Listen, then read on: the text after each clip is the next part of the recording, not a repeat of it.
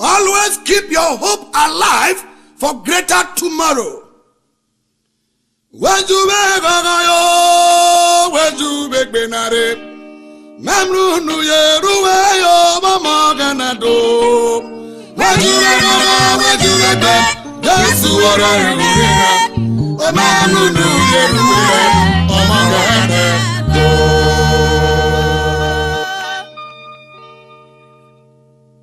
If God answers your prayer, it's increasing your faith.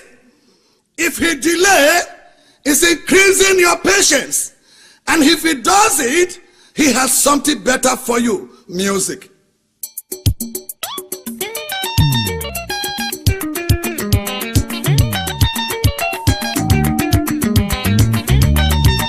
Develop an attitude of gratitude to God.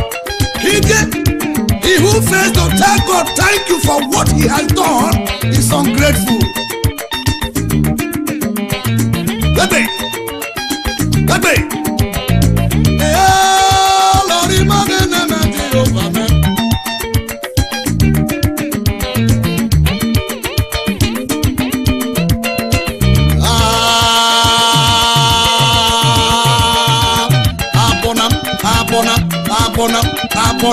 Abona. So foolishly and reap wisely. Not until you become foolish in the things of God, you cannot become fulfilled in the land of men. Baby.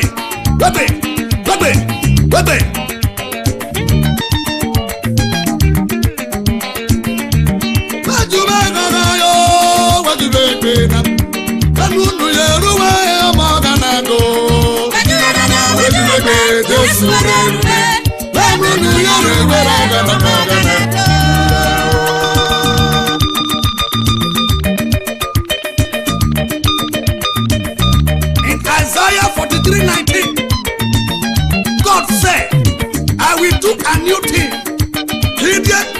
Those who praise get God attention. Baby.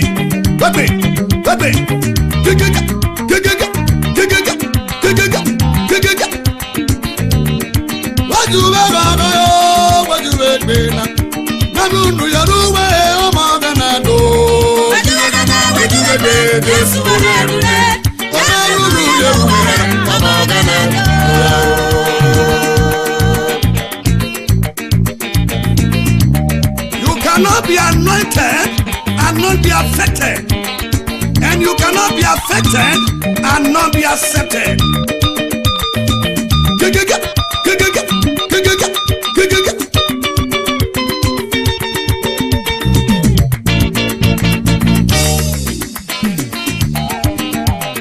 That is the music we are talking about.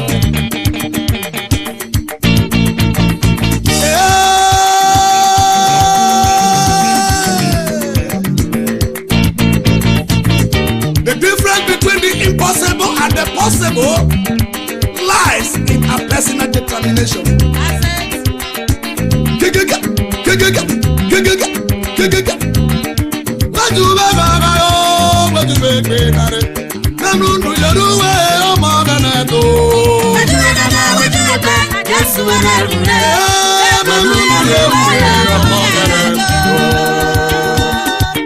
I will enter his gate with thanksgiving, his court with praise.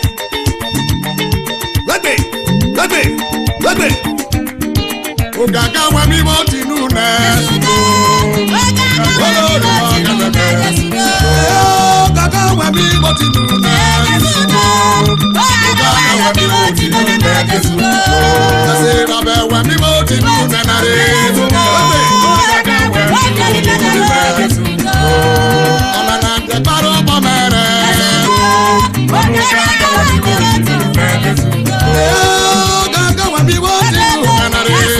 Are you singing now?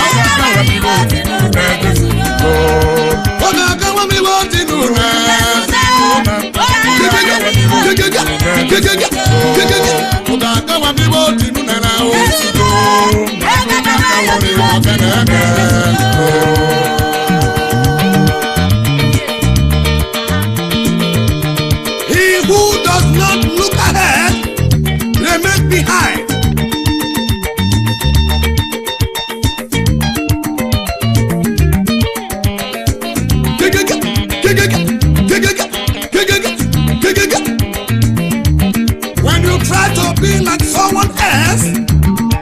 best you can ever be is number 2.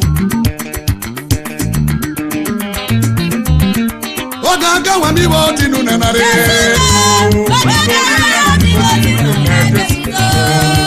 Ogaga wa mi wo tinu na Jesu.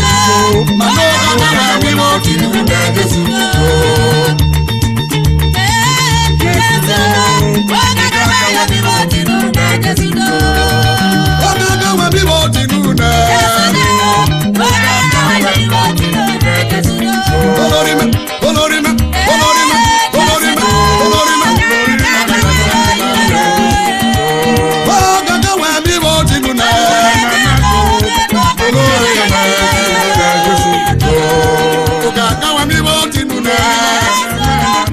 Are you sick